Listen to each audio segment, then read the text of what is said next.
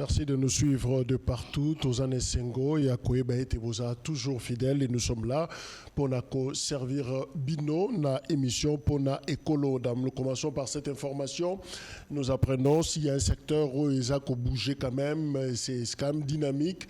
Ils ont cette diplomatie financière, ministère à finances, ça bouge. Le ministre à finances, Doudou Fwamba, a participé à Zadjana Abidjan, a participé à des travaux des assemblées annuelles de la Banque mondiale. Le thème, il y a Assemblée Wana Ezali tirer les meilleurs parties du capital de l'Afrique pour favoriser son développement. Les objectifs, justement, il y a rencontre Wana, même pour les ministres, c'est de mobiliser les ressources, promouvoir les réformes économiques, renforcer les partenariats stratégiques, remettre la République démocratique du Congo dans le top 5 des pays les plus développés du continent. Voilà, on a d'ailleurs souci, il y a Bissonios Tozonga, le grand Zaïre, le grand Congo, Nenge Zalaki, Tozonga alors, Zona du 28 au 30 mai 2025, na Abidjan, na Côte d'Ivoire, Kuna, et Sika, la RDC est valablement représentée par son ministre de Finances, Oyo Akozwapeton, Yako Sololana, partenaire, Koye Bandengenini, Yako Zongisa, Congo sur les rails, il y a concert des nations justement en matière économique et financière. Deuxième information, réponse, il y a Constant Moutamba, ministre d'État, ministre il y a Justice, à Zongisi Maloba, et pas il y a procureur général, Oyo à Keko Senga, autorisation d'Assemblée nationale, justement, pour entendre Ayoka ministre par rapport à Makambouya, 19 millions de dollars, construction et à prison, Nakisangane. Alors, ministre, à Moniango, à Lobi, Eza manque à discipline, Oyo, procureur à Sali parce que Yemokona no baza ko enquêter sur Bamakamboze belé sur procureur, alors il peut pas s'autoriser yako Luka ko yoka ministre et à justice, donc c'est un manquement pour na ministre et à lobby il va frapper sérieusement à Kimakité Aye justement pour na ko affronter justice. Voilà Maloba, il y a Constant Moutamba Toyokaye na extrait Oyo.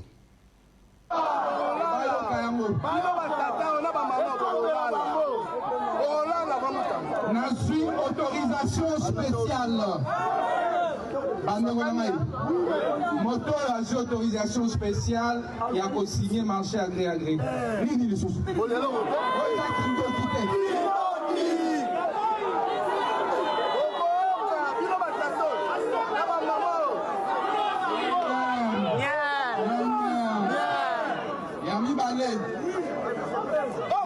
Le premier ministre.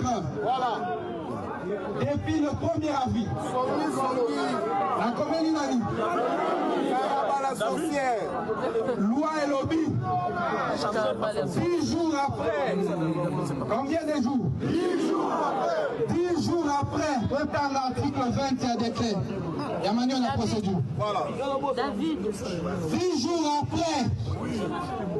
Silence et autorité approbatrice ces années. Les autorisations.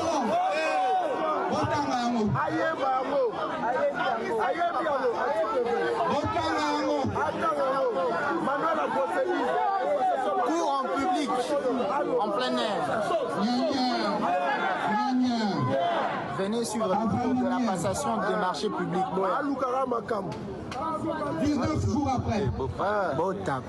Je dis bien 19 jours après. Urgence ces alliés. Dans ça la livre. Donc on a arrosé la caprice d'abord. Nyanya. Bondo yoka. Bolo belaïbo. Benge makutaraki na Baja. Yabakabili. Groupe ya mafieux.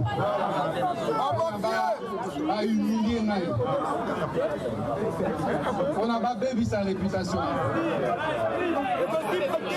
Bolo belaïbo.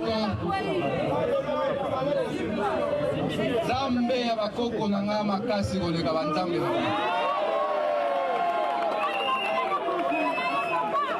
Ya mibale. Bolo bela ba moya. Enga naobanga prison te naza prêt alobaki ete nakimi à partir ya Tanzanie olobela bango ke na ye koaffronte bango na oyo naa na palais de justice. Très bien. olobela lisusu ye boye azolanda yo sikoyo azolanda yo yeyo moko nazozela ajustifie papier na ye nyonso oyo azwi malhonnête. Très bien. Voilà. Enquête olobela ye ete nazozela nanu baenquête na ye esila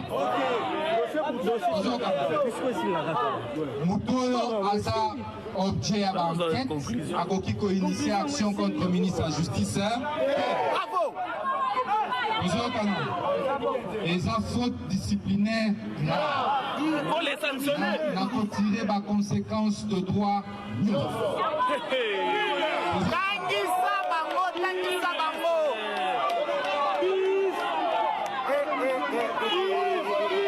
namoni abandi koinvite secrétaire général ya justice na directeur pénitentiaire nalobeli bango bakokende kuna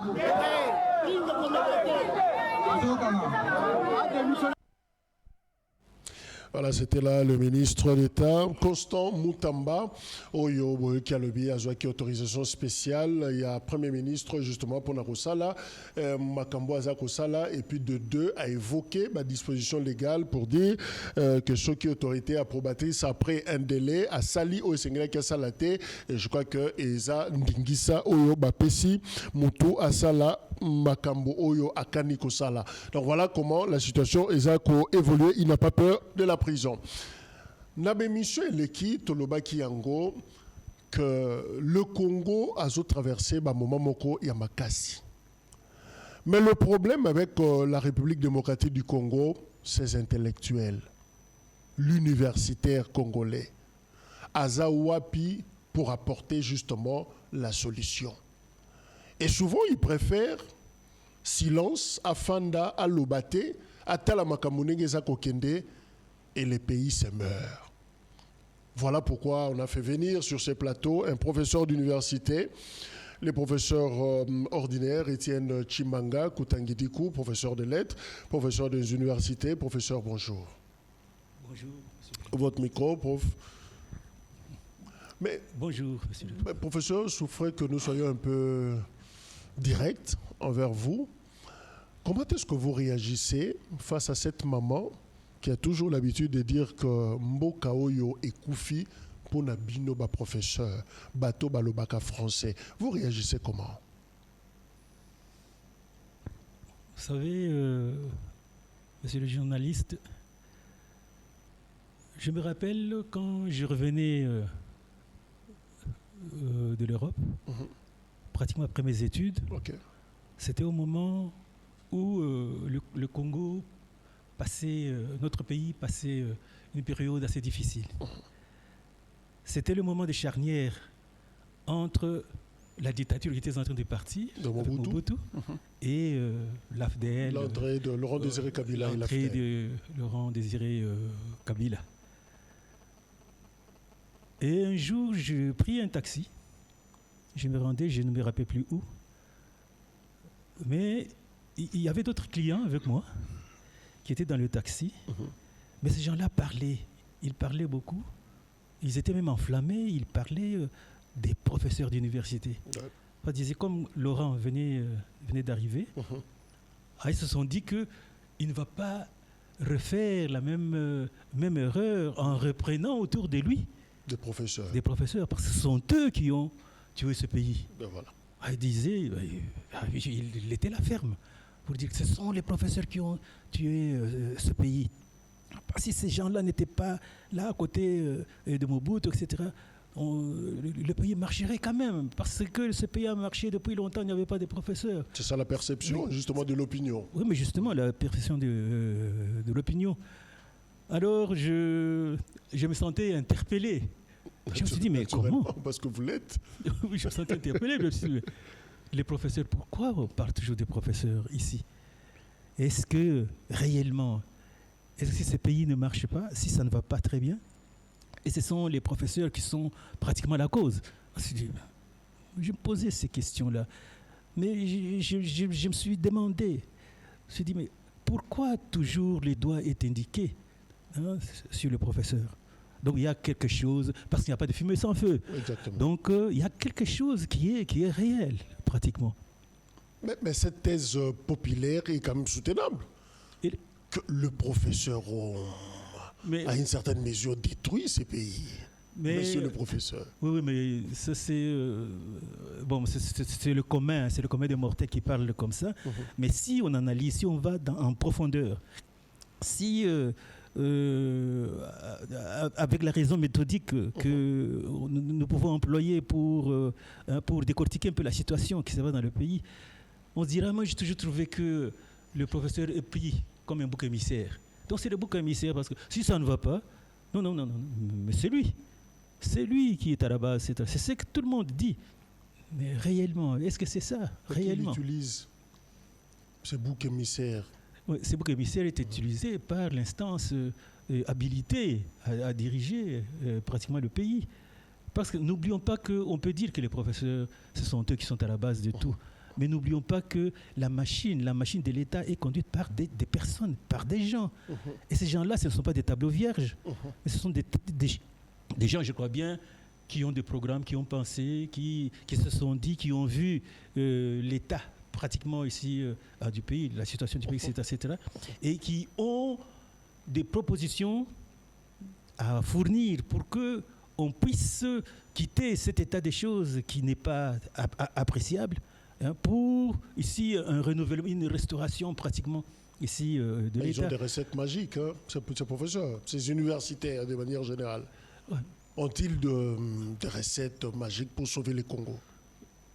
Ils ne sont pas. Donc, je dis que les universitaires ne sont pas bêtes. Et aussi, je dis que les universitaires ici, disons, ce ne sont pas des bouches qui ne savent pas parler ou des gens qui ne savent pas réfléchir.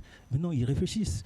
Solution magique, ils ont tout un tas de propositions à faire au pays. Okay. Parce qu'ils en ont, ils ont étudié, ils ont le savoir, ils ont la connaissance.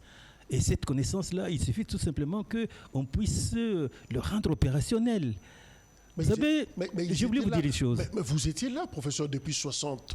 Nous avons toujours eu des universitaires, des professeurs d'université. Mais voilà. Et vous avez toujours toutes ces propositions. Mais pourquoi ça ne marche pas? Je vais vous dire une chose, ce qui m'avait frappé. Vous savez, quand en 14, je crois bien, en 1914, avec la révolution russe, avec la révolution bolchevique, avec Lénine, quand ils sont arrivés au pouvoir, bien sûr qu'ils voulaient instaurer la dictature du prolétariat. Ils voulaient renverser les choses, parce qu'ils se disaient aussi qu'effectivement, la bourgeoisie a été entretenue par les intellectuels, par le savant. Mais nous avons trouvé que l'État ne faisait que... c'était la recrudescence de l'État, donc du pays, etc. Mais eux sont arrivés et avec un programme. Qu'est-ce qu'ils se sont dit? On ne va pas renverser, parce que c'était ça, renverser la bourgeoisie par la classe. La petite classe, la classe prolétarienne. Donc c'est maintenant, ce sont les prolétaires qui vont pouvoir diriger, remplacer la bourgeoisie, etc. Et c'était très, très dur. Bien sûr que Lénine était là et il avait réfléchi. Voilà, j'ai trouvé que cet homme-là était vraiment très sage. Qu'est-ce qu'il avait dit? Nous ne pouvons pas punir ou condamner les intellectuels. Il faut par contre entretenir l'intellectuel. Donnez-lui tout ce qu'il faut et l'intellectuel vous produira un travail impeccable. Donnez-lui tout ce qu'il faut. Donc, n'allez pas dans un sens d'une révolution qui subjugue, parce que là, nous allons tout perdre. Et ils se sont mis à ça et ils ont donné à l'intellectuel, ils ont donné à l'académicien tout ce qu'il fallait. Qu'est-ce qu'il te faut pour que tu me fasses un très bon travail? Mais il faut l'entretenir. Il faut l'entretenir, c'est ça. Et ils sont entretenus. Bien sûr que... C'est quand même une belle accusation, professeur. Il faut l'entretenir. Mais voilà que l'académicien, l'intellectuel, parce qu'il avait tout, il n'avait plus de raison à dire pourquoi il ne produisait pas. Okay. Non, il avait tout et il a commencé à travailler. Toi, tu es chimiste, mais voilà, produis-nous, fais de la recherche, produis-nous ce que nous voulons, etc. Et ils ont travaillé. Et la Russie, devenue URSS après, est devenue une très grande puissance. Mais pourquoi ? Parce que l'académicien était entretenu. Parce qu'on a entretenu l'universitaire, on a entretenu l'intellectuel. On a entretenu l'intellectuel. Mais là, professeur, vous voulez nous faire croire que le salut, parlons de la RDC, quittons la Russie, est-ce que le salut du Congo peut passer par l'université, par la colline, par vous? Je ne dirais pas non, mais je ne dirais pas oui non plus, parce que le salut ici devient pratiquement une réalité. C'est quand toutes les forces du pays se mettent ensemble en synergie, et chacun dans son domaine, chacun dans le savoir qu'il a, produira quelque chose. Parce qu'il n'y a pas des analphabètes, il n'y a pas des gens qui ne sont pas intelligents. Tout le monde a une parcelle d'intelligence qui est nécessaire pour qu'on puisse l'associer à d'autres intelligences pour essayer de résoudre les problèmes qui se posent dans le pays.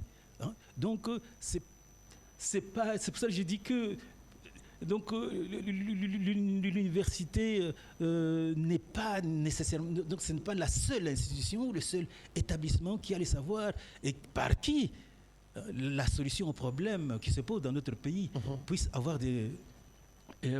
ici être résolue. Non, il faut cette synergie-là. Il faut tout le monde. L'université, lui, réfléchit à partir de ses analyses, à partir de ses critiques, parce que lui, il est appelé de voir la situation de manière macroscopique. Il voit, il constate et il suggère, il propose. Parce qu'il a tout un bagage qui lui permet ici de faire, de proposer des choses tout à fait rationnelles qui peuvent aboutir à endiguer, qui peuvent aboutir ici à donner des solutions aux problèmes qui se posent dans notre pays. Il est nécessaire, parce qu'on ne peut pas se passer de l'universitaire. Mais ce n'est pas le seul universitaire qui va pouvoir faire sortir le pays du marasme dans lequel il patauge. Mais vous avez une maîtrise en études du développement. Mais est-ce qu'on peut... Je reste sur cette question. Est-ce qu'on peut dire que le pays, le progrès ou le développement de notre société dépend de la quantité de professeurs, des thèses? Parce qu'on en produit pratiquement chaque année. Vous produisez des professeurs, vous produisez des licenciés, vous produisez des gradués, vous produisez... Et même au niveau de l'EPST, on produit des diplômés d'État pratiquement tous les jours, à chaque minute, à chaque seconde. Tout à fait. Talambo, quand on est les professeurs. Oui. La République des professeurs. Quelqu'un l'a dit. Mais non, parce que si on dit que c'est la République des professeurs, ce n'est pas le cas, parce que c'est le moindre de tous, pratiquement. Parce que c'est là se voit, parce qu'il est pratiquement stigmatisé, mis à côté, etc. Le professeur, il a le savoir. Le professeur, il a la connaissance. Et le professeur, ici, il est toujours disposé à mettre ce savoir au service de la nation, etc. Mais la quantité. Il faudrait qu'on lui donne les conditions. La quantité, non. La quantité, aujourd'hui, ce n'est pas la quantité vraiment qui compte. On peut produire des docteurs, on peut produire des licenciés, on peut produire... Ce n'est pas la quantité qui compte. Mais ce qui est très important ici, c'est de voir la qualité. Mais cette qualité, déjà, elle est compromise déjà à partir des bancs de l'université, la qualité, et elle est déjà compromise. Mais compromise comment? Parce que tous les paramètres nécessaires ne sont pas réunis pour qu'on produise réellement un universitaire. Vous savez, monsieur le journaliste, vous savez que ce qui est nécessaire et que on puisse, c'est ça notre souhait et c'est ça aussi notre devoir, c'est de former des gens qui réellement viennent travailler pour ces pays. Les gens qui aimeraient leur pays, et ces gens qui pouvaient se mortifier pour le pays, et ces gens qui se consacreraient réellement pour ici le développement du pays. La quantité n'est rien. La quantité est aussi nécessaire, mais elle n'est pas indispensable. Non. Mais si vous permettez, je vous prends ici une réflexion sur la prolifération des écoles doctorales et des thèses sans thèse en République démocratique du Congo, une menace contre la souveraineté scientifique, la suppression des écoles doctorales périphériques s'impose. La restriction en nombre de thèses par an et par promoteur doit être de mise. Les thèses ne devraient être dirigées que par des spécialistes invétérés des sujets. La complaisance, souvent en faveur de politiciens, cadres d'entreprises et administrations, désacralise la science. À cette allure, la RDC sera sous peu le premier pays producteur de professeurs, ignare de la quantité, ne sort toujours pas la qualité, signé professeur Godé Mpoy, député national. Votre réaction, prof? C'est d'après son constat, il a fait son constat, il a trouvé que c'est ça. Moi, ici, je ne peux pas aller à l'encontre de ce qu'il a dit, parce que c'est réel, c'est pitoyable ces derniers temps. Le niveau de l'université est pratiquement abaissé, tout simplement parce qu'on ne tient plus compte, on ne respecte plus la réglementation telle que, ici, légiférée par le gouvernement. Aujourd'hui, même nous, ça fait mal. Ça nous fait mal quand on voit qu'on a des gens, d'abord, qui ne maîtrisent pas les matières qu'ils dispensent. Il y a des gens qui sont là par des moyens détournés. Ils sont nommés professeurs. Il n'y a plus de respect. Vraiment, il n'y a plus de respect des règles. Mais ça fait mal. Vous voyez quelqu'un qui vient d'ailleurs, avec un doctorat aujourd'hui. Mais on va ramasser des papiers n'importe où et venir avec. Mais ces gens-là qui ne remplissent même pas les conditions telles qu'exigées par l'État, par le gouvernement, pour devenir professeurs, et qui se retrouvent, ils sont là, ils sont nommés professeurs, etc. Ils sont là, ils font n'importe quoi. Mais il nous faut un peu de la rigueur au niveau de l'université. Mais là, ça prouve qu'il y a un problème dans le système. Mais quel diagnostic, professeur? Quel état des lieux? Sommairement, on n'aura pas en quelques minutes faire l'état des lieux de l'enseignement supérieur, mais en peu de mots, c'est quoi la santé de l'ESU en RDC? La santé... c'est quand même votre secteur. Oui, c'est notre secteur, la santé de l'ESU. Elle est vaille que vaille. Moi, je ne dirais pas qu'elle est très bonne, ou je ne dirais pas que l'université est malade. Mais l'université ne repose pas sur des bonnes bases. L'université ne repose tant base que ce soit intellectuelle, c'est-à-dire académique, base aussi éthique, base. Il y a beaucoup de choses, il y a beaucoup de manques à l'université. C'est pourquoi il faudrait restructurer. On en parlera. On parlera de solutions. Oui. Mais vous avez écrit, vous avez publié un ouvrage en disant même l'enseignement supérieur, c'est meurt en RDC. C'est quand même fort, non? Oui, mais l'enseignement supérieur, actuellement, il faudrait qu'on retouche un peu, les systèmes de l'ESU. Ça, il faudrait qu'on le fasse. Mais quand on s'aventure à aller dans ce sens-là, mais qu'est-ce qu'on fait? On ne voit que des secteurs qui ne sont pas des secteurs vitaux pour l'enseignement supérieur. Mais ce sont ces secteurs-là qui prennent la première place. Aujourd'hui, qu'est-ce qu'on voit dans la restructuration? On voit l'enseignement, quels sont les enseignements que l'on peut donner, etc. Mais il y a ces secteurs vraiment vitaux de l'ESU. C'est la restructuration pratiquement ici administrative, etc. Si il n'y a pas une administration efficace pour l'université, je vous dis que tous les cours que l'on peut donner, les savoirs que l'on peut donner, n'aboutiront à rien. Mais vous faites allusion à quoi quand vous parlez de l'organisation, de l'administration même de l'ESU? Vous faites allusion à quoi exactement? Mais tout simplement parce qu'on trouve qu'il y a des failles dans l'administration. Les règles, donc c'est-à-dire les moindres des règles ne sont pas respectées. On voit l'engagement, on engage n'importe qui. On voit ici la logistique, il n'y a rien qui suit. On voit le superpeuplement des étudiants, etc. Il n'y a rien qui s'engage. Mais cela, c'est l'administration qui peut, s'il y a une forte administration, c'est là où on peut corriger beaucoup de choses. Mais si on a une administration responsable à l'université, je vous dis que tout ira pour le mieux. Parce que dans les années passées, vous avez l'Ovanium qui a existé et qui existe. Vous avez l'UOC à l'époque. Tous ces établissements-là, c'était des établissements organisés. Mais c'est tout simplement parce que les législateurs, donc c'est-à-dire ici les autorités académiques, même les autorités scolaires, ils avaient pensé, ils avaient restructuré, ils avaient créé des postes, ils ont mis sur pied une configuration qui pouvait faire en sorte que l'université puisse marcher. Mais aujourd'hui, ces règles-là ne sont plus pratiquement respectées. Nous, on y va de n'importe quel... Le problème, c'est en interne? C'est au niveau de l'enseignement, de vous-même, professeur, ou c'est au niveau de la volonté politique? Non, il y a la volonté politique qui joue un très grand rôle là-dedans. Parce que la politique chapeaute tout. Ici, pratiquement, notre système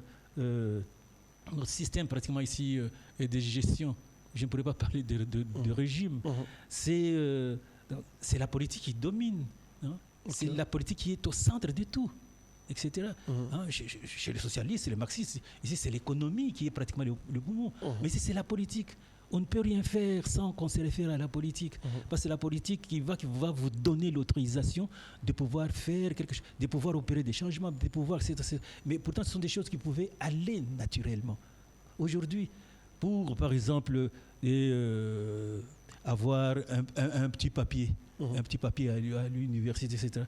Non, il faudrait recourir ici aux instances supérieures, aux instances politiques, hein, des choses pratiquement ridicules. Non. C'est pour cela que je dis que ici, actuellement, le problème qui se pose à l'université, ce n'est pas le problème des manques de cadres qui travaillent, et qui travaillent d'ailleurs très bien. Mais ces cadres-là ne sont pas encadrés. Okay. Et leurs aspirations ne sont pas pratiquement assouvies. C'est ça le grand problème qui se pose. C'est pour ça que j'ai commencé par te dire, pour évoquer d'abord Lénine. Okay. Voilà cette grande nation qui est devenue grande nation, mais pourquoi? On a compris les secrets. Entretenir l'université. Entretenir l'universitaire. Donnez-lui ce qu'il faut. Et il va travailler. L'université, ce n'est pas celui-là qui doit toujours courir derrière les postes politiques. Non. Je vous dis qu'il y a des gens qui sont là, qui sont motivés. Les gens qui, ici, qui font de l'enseignement leur apostolat. Et qui veulent... malgré eux, c'est une vocation, ça, je te le dis. Ils sont chez la colline, ils sont tous soit directeurs de cabinet, soit conseillers, soit... Mais tout simplement pourquoi? Parce qu'il y a eu un manque. Parce que lui, il espérait, quand il est arrivé, moi je suis allé à l'université directement, j'ai donné mon cours, je me suffisais. Bien sûr que les conditions n'étaient pas très bonnes du tout, etc. Mais en ce temps-là, si je pouvais avoir une chance que je suis parachuté quelque part, toi, tu crois que je m'arrêterai? Hein? Je crois que je ne ferai pas cas. On le souhaite, vous pouvez faire un bon ministre de l'ESU, par exemple. Mais écoutez, c'est qu'il faudrait que l'université, ce n'est pas la panacée. Ce n'est pas pratiquement ici la solution sine qua non, hein, sans laquelle le pays ne peut pas se développer. Non, c'est pas ça. Ce sont des penseurs, ce sont des intellectuels, des penseurs. Ce sont des gens qui réfléchissent. Ce sont des gens qui utilisent les idées. Et ces idées-là, ils malaxent en font quelque chose de bon qui peut concourir maintenant au développement du pays. Mais comme nous parlons de la volonté politique, gardons cette parenthèse, Mais est-ce qu'on peut revoir le budget, par exemple, alloué à l'ESU, à l'enseignement supérieur? Est-ce qu'on peut... Vous pensez que ça peut résoudre? Non, c'est pas que... Normalement, les institutions qui se respectent, les établissements qui se respectent, il y a toujours un budget qui est voté avant qu'on ne commence pratiquement à entrer dans la matière et commencer à travailler. Il y a un budget, c'est calculé. Alors, ce budget-là, il est pratiquement ici fixé en fonction ici des besoins qui se présentent dans des universités, etc. Mais imaginez, moi je n'en sais absolument rien, je ne suis pas autorité académique ces derniers temps. Quand j'étais encore autorité académique, il y a de cela maintenant une vingtaine d'années, nous n'avions pas le frais de fonctionnement. Le frais de fonctionnement, on ne les avait pas. Ah bon? On ne les avait pas, on ne donnait pas les frais de fonctionnement. Mais on s'est débrouillé pour faire marcher pratiquement la machine. Et on s'est débrouillé, on faisait tout ce qu'on pouvait faire. Mais tant mieux. Mais ici, il y a un budget spécifique. Bon, je n'en sais rien. Mais normalement, l'enseignement supérieur doit avoir un budget. Et ce budget-là, il est fixé au prorata de besoins des établissements, de tout ce qui peut entourer, qui peut conduire au bon fonctionnement de l'université. Mais est-ce qu'il y a ce budget-là, est-il là? Bien sûr, le budget est calculé ici est prélevé dans le budget de l'éducation, je crois bien, de l'éducation nationale. Mais ce budget-là est de combien? C'est ça le problème. Il est de combien? Est-ce que l'État trouve-t-il la nécessité de pouvoir donner plus de moyens à la recherche? Donner un budget conséquent. Est-ce qu'il le trouve? Je n'en sais rien. Ici, quand on parlait que l'université, comment se fait-il que ça ne va pas, etc. L'université, c'est pas seulement a pour objectif, ici, bien sûr, et c'est sa mission, c'est de former, de former des gens nécessaires au développement du pays. Et c'est vrai. Mais l'université aussi a une seconde mission, c'est celle de la recherche, qui est très nécessaire. Parce qu'on ne peut pas trouver, on ne trouve pas mieux que notre pays puisse fonctionner sans tête, sans cerveau. Mais à la Cité, on parle de vous, prof. Vous savez? Oui, mais... professeur Makate. Il y a des problèmes qui se posent. Ici, je veux te le dire. Vous ne publiez même pas. Mais voilà, ça c'est un fait. Non, publier, on ne publie pas. Je crois que je ne sais pas combien de livres j'ai qui se trouvent ici au chevet de mon lit. J'en ai publié, une dizaine, j'ai publié, etc. Mais j'en ai encore qui traînent vraiment au chevet de mon lit. Qu'est-ce qui vous bloque pratiquement? Mais écoutez, si je n'ai pas le moyen, qu'est-ce que je vais faire? Parce que je me suis donné une discipline. Moi, je ne vais pas commander chez les étudiants, leur demander qu'ils me donnent ou bien quoi, etc. Mais non, tout doit venir de moi. Et c'est ainsi que je me force, donc je me sacrifie pour écrire. Mais quand on écrit, c'est pour le bien de la nation, c'est pour le développement de notre nation. Et c'est pour aussi la visibilité de notre pays dans le concert des recherches dans le monde. Nous publions, mais nous voyons comme si c'était une affaire personnelle pour nous, parce qu'on ne nous finance pas. Il y a combien de fois les professeurs ou l'enseignement supérieur universitaire ou le ministère de l'enseignement supérieur universitaire a demandé qu'on puisse voter ici tout un budget de la recherche. Et combien de fois on a promis, il y a eu des syndicats qui sont partis, je ne sais pas, à Bibo, on a parlé de la recherche, de la prime de la recherche, etc. Et jusqu'à aujourd'hui, même pas un rond a été donné. Mais comment voulez-vous que l'université puisse s'épanouir sans recherche? Comment voulez-vous? Et là, le monde va crier que non, ces professeurs, ils ne publient jamais, ils n'écrivent pas jamais, etc., mais ils ne savent pas l'arrière-fond. Pourquoi on ne publie pas? Ce n'est pas qu'on manque de la matière, ce n'est pas qu'on ne sait pas réfléchir, gigoter, Ce n'est pas qu'on n'a pas des idées ici à revoir, etc., etc. On en a. Il y a toute une pépinière là, intellectuelle qui est là, qui n'attend que le législateur. Mais est-ce qu'il vous arrive, professeur, de regretter que d'avoir été professeur? Je pouvais faire autre chose. Ouais, n'oublie pas que le métier d'enseignant, c'est un métier noble, mais c'est un métier aussi qui demande à ceux qui veulent faire ce travail-là d'avoir la vocation de l'enseignant. Okay. C'est la vocation de l'enseignant. Parce que là, on peut se mortifier. Et aujourd'hui, nous en dirons beaucoup. Malgré ces tableaux sombres. Oui, malgré que ça soit sombre, etc. Mais quand on aime le métier, c'est malgré soi qu'on le fait. Donc on ne fait pas d'effort pour enseigner ou bien quoi. Non, on ne fait pas d'effort. Ça vient de soi parce qu'on aime ce qu'on est en train de faire. Mais ça fait plusieurs années que vous vous formez, vous enseignez, professeur, de la qualité de l'enseignement. Mais quand vous regardez vos étudiants qui arrivent en G1, je crois maintenant là c'est première licence, hein, LMD. Oui. Alors, quand ils arrivent en L1 et jusqu'au niveau de l'ancien L2, hein, maintenant je crois que c'est master. Voilà. Quand vous regardez ces étudiants-là passer par vos mains, vous les appréciez comment? Là, c'est une très bonne question que vous m'avez posée, parce que ça fait plus de 20 ans, plus de 20 ans que je donne cours à l'université. Okay.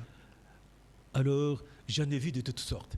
Donc, c'est-à-dire que j'ai vu des gens défiler devant moi, et j'ai eu aussi à constater ou à évaluer les niveaux de ces étudiants-là. Okay. Les étudiants, quand je venais d'arriver, parce que j'ai commencé pratiquement en 96, les étudiants que j'avais trouvés, à qui j'avais donné cours, écoutez, je les ai fait travailler. Okay. Je les ai fait travailler, j'étais un peu dur, etc. Mais ces étudiants-là, ce sont les étudiants qui nous ont donné des très bons résultats. Au fur et à mesure que les années passaient, alors nous sommes arrivés même à constater que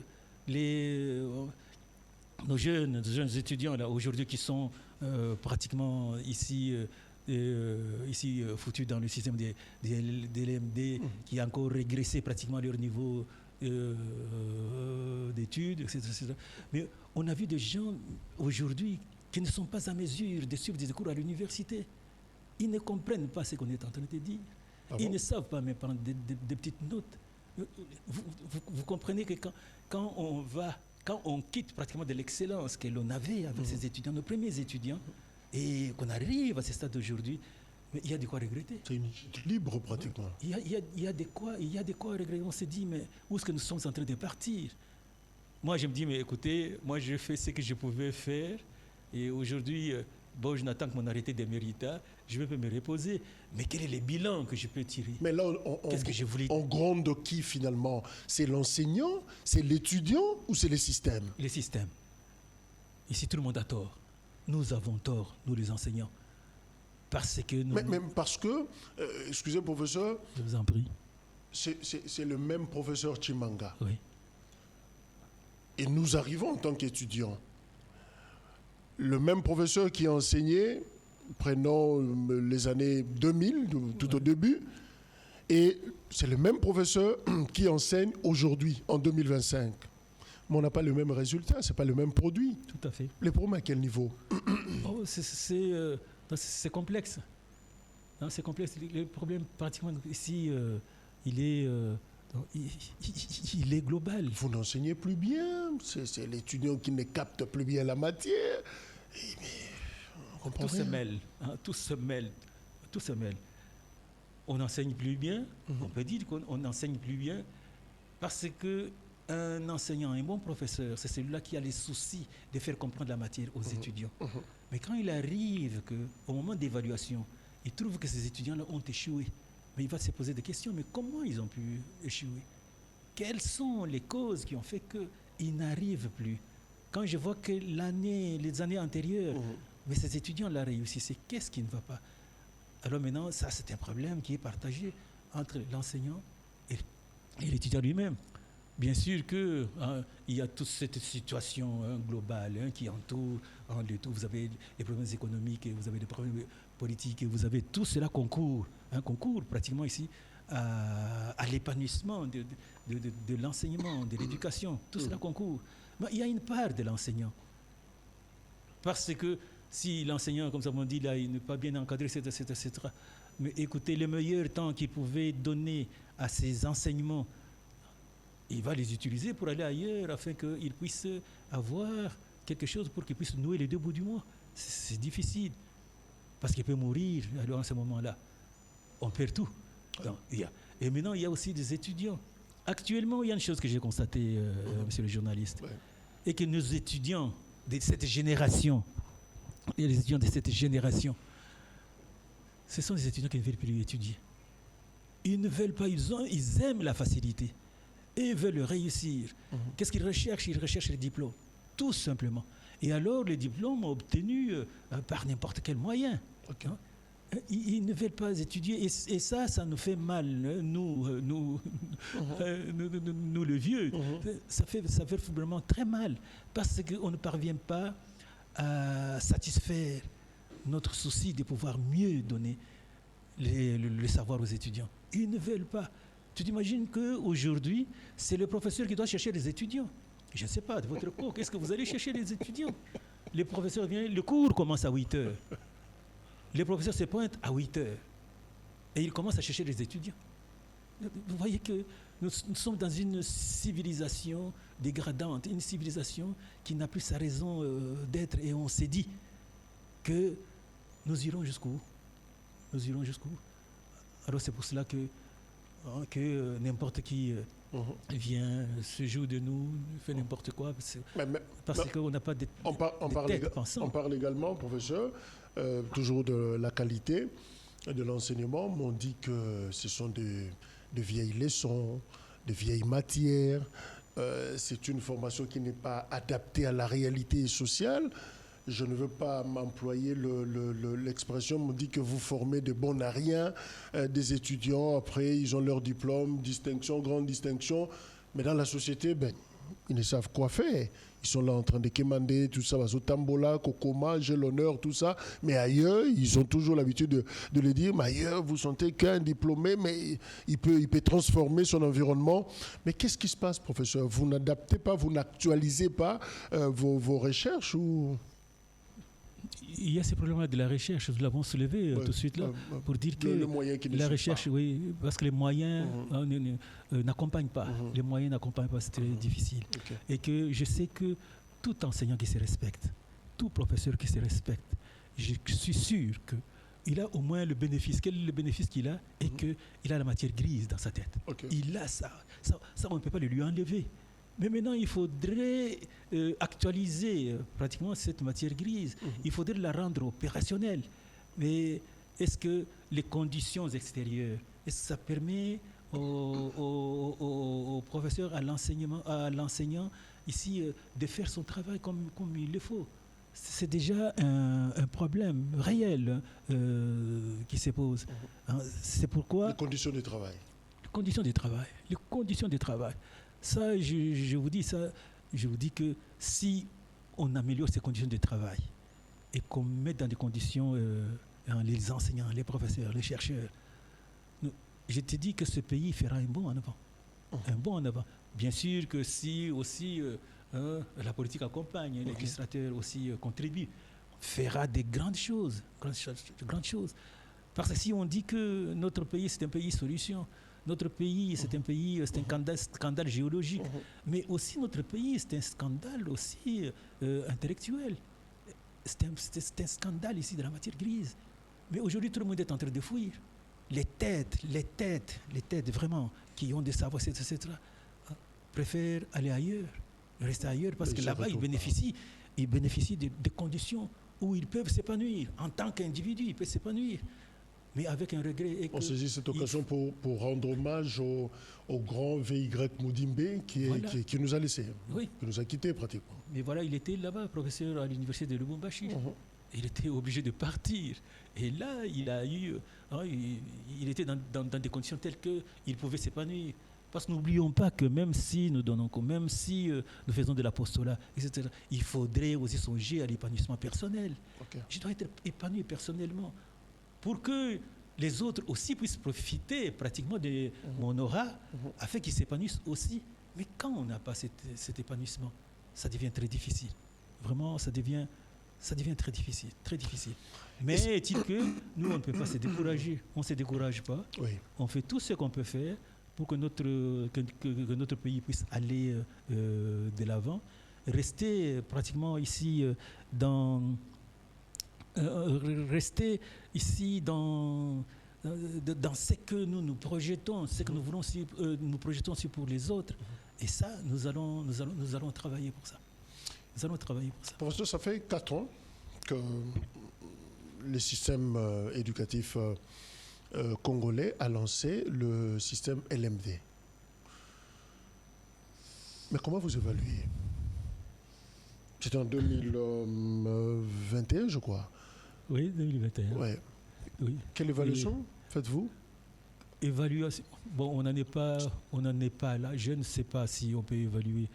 Mais est-il que cette situation, ça a rendu pratiquement ici, ça affaiblit. Mais c'était quoi la finalité de cette réforme? On visait quoi?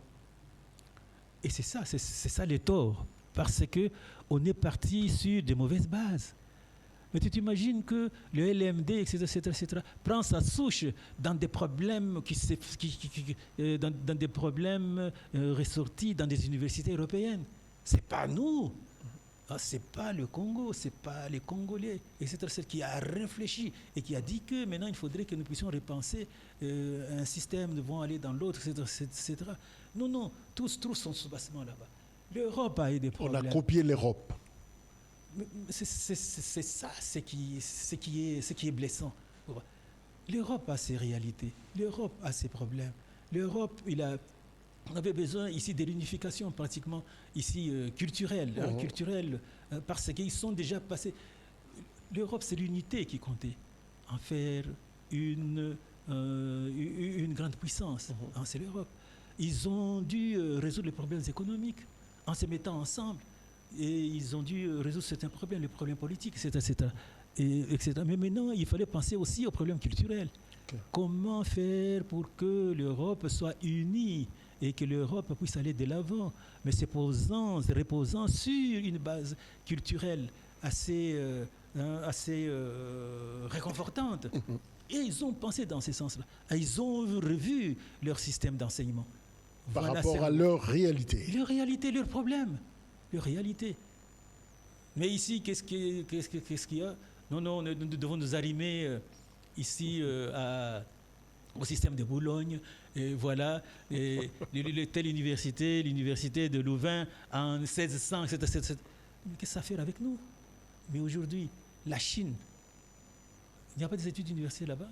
Est-ce qu'eux, ils ont suivi les modèles européens pour ça? Vous avez le Japon, ce qui est très loin, etc. Est-ce que ici, ils ont suivi les modèles européens? Non, chaque pays, chaque peuple, chaque continent a ses problèmes qui lui sont. Cela n'empêche pas. Cela ne veut pas dire qu'on doit se récroqueviller. Là. Ici, c'est camouflé dans des secteurs comme ça qui ne peuvent pas jeter un coup d'œil, ce qui se fait aussi ailleurs. Mais non, mais prendre toute une pensée. Prendre ici, préconiser des solutions, mais qui ont des soubassements ailleurs. Ah là, ça ne va pas. Je vous dis qu'aujourd'hui... Le LMD est un fiasco. Non, c'est un fiasco. Ça, je le dis crûment. C'est un fiasco. Ça a été tenté ici en Algérie, au Maroc aussi. Ça a été tenté. Et ils ont trouvé que, en tout cas, ça n'allait pas. Le gouvernement, qu'est-ce que le gouvernement a fait? Mais il est revenu en arrière. Il a carrément enlevé ces systèmes-là. Le Maroc, l'Algérie, d'autres pays.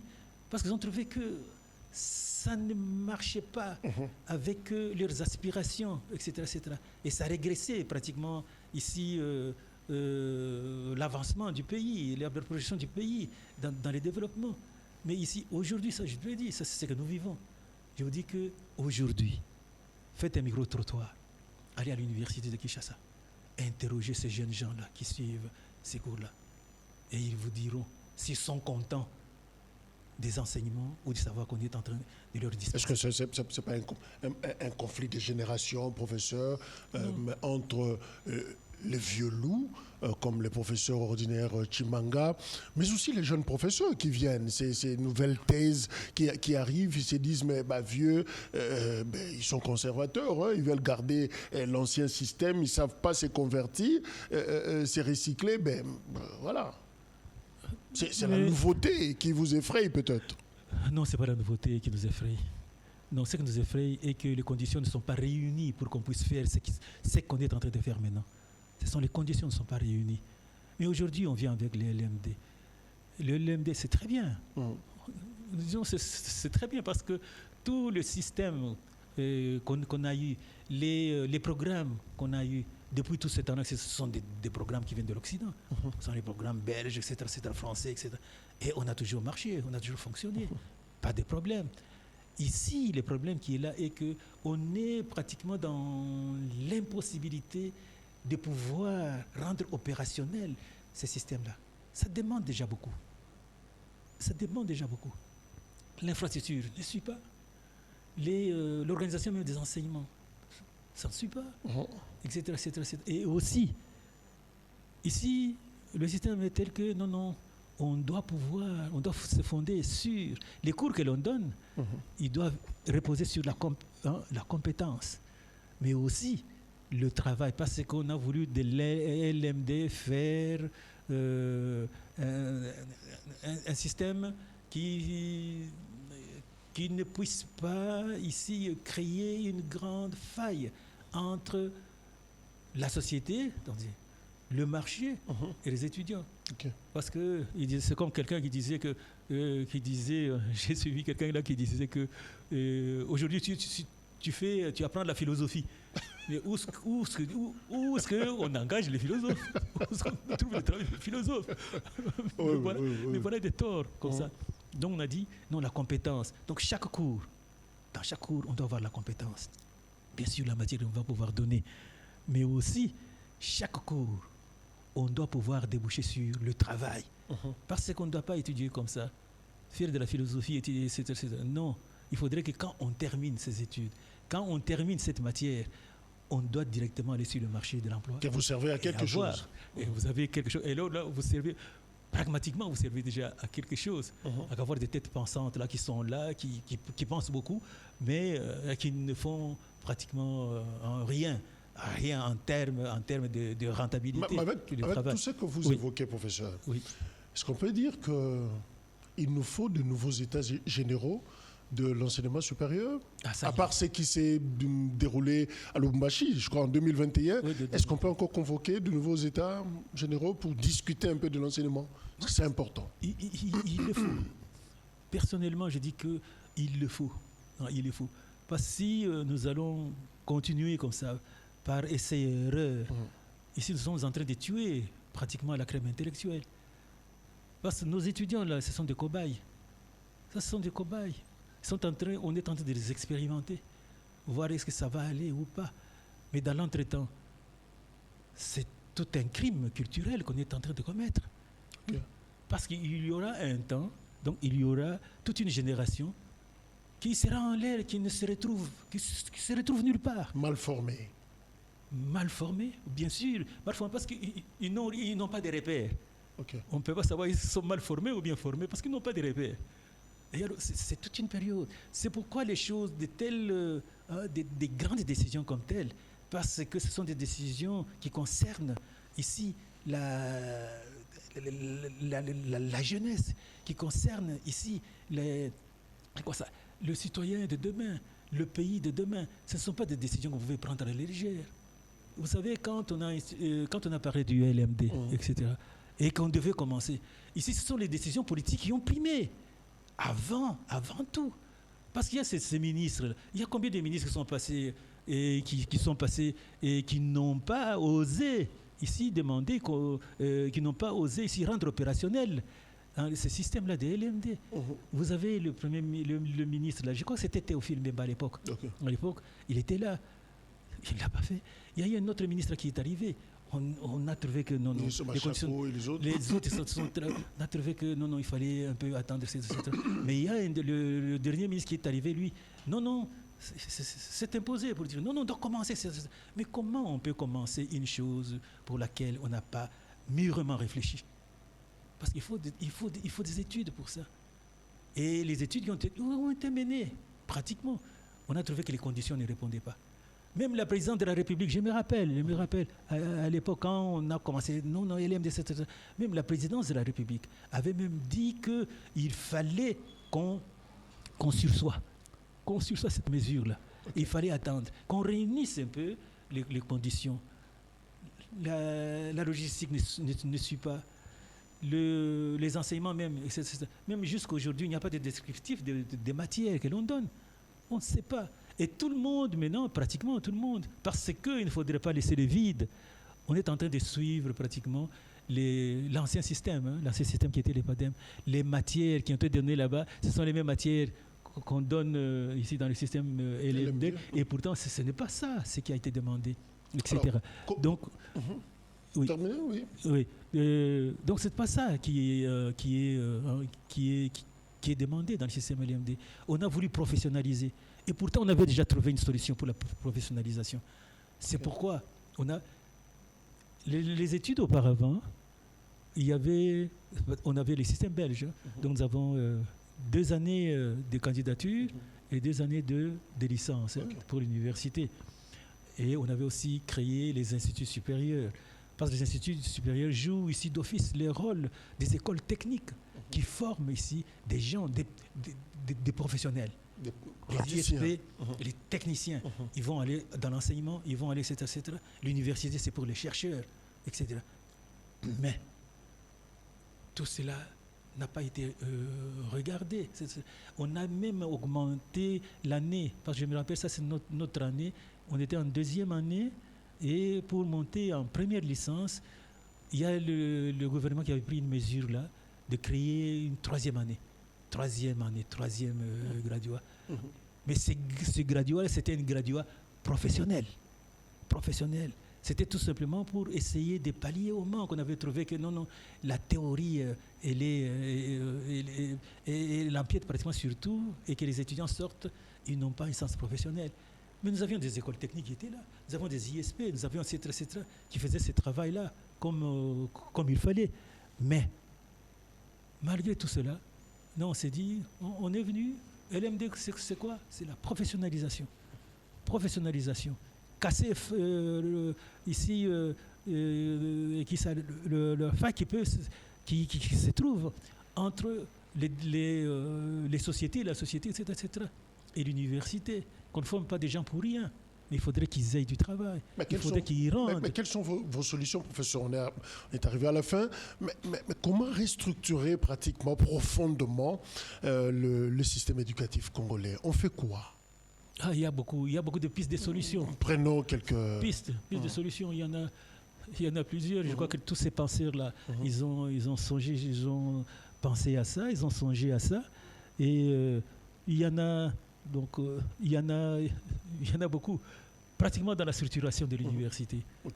Structuration de l'université. Vous savez qu'à l'époque, avec les réformes, en 71, je crois bien, 71, non, si je ne me trompe pas, c'est l'époque où on a créé l'UNASA.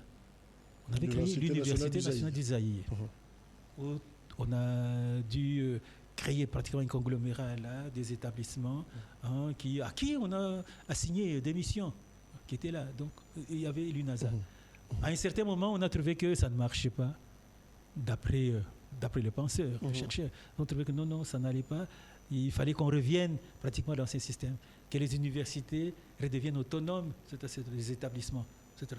Bon, on a dit que l'on fasse ça. On est revenu, mais c'est très bien. Ce qu'ils ont pris comme décision, c'était très bien. Mais ils ont oublié une chose qui était essentielle. C'était celui de revoir maintenant les textes qui régissaient l'UNASA. Ils ont pris ces textes qui régissaient l'UNASA, et ces textes, on les a gardés, et ce sont les mêmes textes qui régissent maintenant les établissements d'enseignement. Et pourtant, ce n'est pas la même réalité, ce n'est pas la même restructuration. Non, On a gardé ces textes-là. Mais alors là, ça crée des problèmes très sérieux. Très sérieux. Il faut refaire l'organisation. Il faudrait qu'on revoie tous ces systèmes-là. OK. Qu'on revoie la structuration. Nous sommes arrivés à la fin. Oula. Et très souvent, quand le professeur ça va arrive vite. à la fin, il y a toujours un TP, prof. Mais je ne peux pas oser. Hein. Mais je rappelle que vous êtes docteur en communication parlée. Oui. Mais essayons, c'est travail pratique. Il y a l'ancien président, Joseph Kabila, qui a parlé. Mais en tant qu'expert, vous, comment appréciez-vous ces discours? Écoutez, là, nous rentrons déjà pratiquement dans le domaine, pratiquement ici, c'est politique. Et là, comment... Un domaine que vous détestez. Oui, c'est que je voudrais tout simplement dire que non, il a parlé, il a dit tout ce qu'il pouvait dire. Et il a dit sa vérité à lui. Bon, une vérité qui est restreinte, justement, qui se limite à lui-même. Et il a donné des arguments, et ce qui lui donne raison, parce qu'il voulait avoir raison, etc. Bon, il a parlé, maintenant c'est aux analystes que vous êtes, aux journalistes que vous êtes, de pouvoir réfléchir là-dessus, et pouvoir maintenant ressortir la vérité, une vérité universelle, une vérité globale. Donc, il se fonde sur des vérités universelles. Parce que quand quelqu'un parle, il parle en sa faveur. Quand quelqu'un parle, il dit des choses qui le contentent lui-même. Parce qu'en parlant, il croit que c'est lui il détient le monopole de la vérité. Okay. Mais pourtant, il peut être en dehors de la vérité. Mais qu'est-ce qui peut nous ramener à la vérité? C'est quand nous rentrons dans la société. Nous voyons comment la société est organisée. Nous voyons comment la société vit. Et en ces moments-là, on peut maintenant donner son point de vue et dire est-ce qu'il a raison ou pas. Le fait est là, ce que nous avons constaté, il a parlé. N'étant pas analyste politique, ne sont pas rentrés dedans pour essayer de décortiquer tout ce qu'il a dû dire. Mais ce que nous souhaitons, ce que nous voulons, et que tous les discours que tous nos politiciens là tiennent, que ce soit des discours qui amènent pratiquement à la vérité, à la juste cause, et qui amènent la paix dans le pays. C'est tout ce que le monde demande. On ne demande rien. On demande que la paix. La paix. Mais si on a tort, il faut reconnaître son tort et demander pardon. C'est ce qui est très nécessaire. Parce que si on ne demande pas pardon, on a tort, mais on ne demande pas pardon, et alors on s'engouffre ici dans, je dirais, dans ce qui n'est pas, dans ce qui est mauvais, dans le mensonge, etc. Et alors là, ce n'est pas gai. Même Dieu n'est pas content. Merci. Ça n'est toujours pas facile d'être en face de son maître et puis poser des questions à son professeur. Mais voilà, je suis très reconnaissant. Le professeur Chimanga m'a formé.